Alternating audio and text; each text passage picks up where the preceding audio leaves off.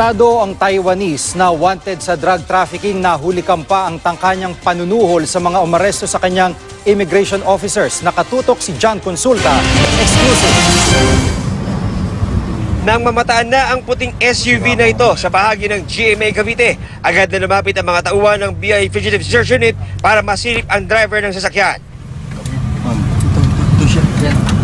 Nang makumpirmang ito na ang kanilang inaabangang primary target, kumilos na ang mga operatiba.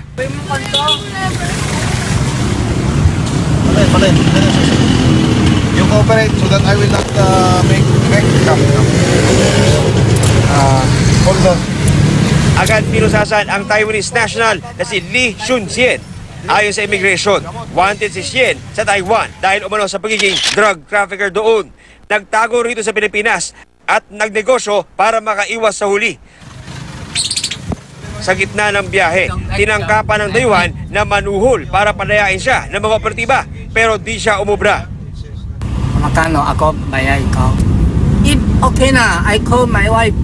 Oh, cash. Now, come here, give. Pwede? Pinoproseso na ang deportation ng arestadong Taiwanese drug trafficker. Hindi natin inaalaw na yung ating bansa ay gamitin nila bilang taguan or safe haven para sa kanilang mga illegal activities. John Consulta, Nakatutok, 24 Oras.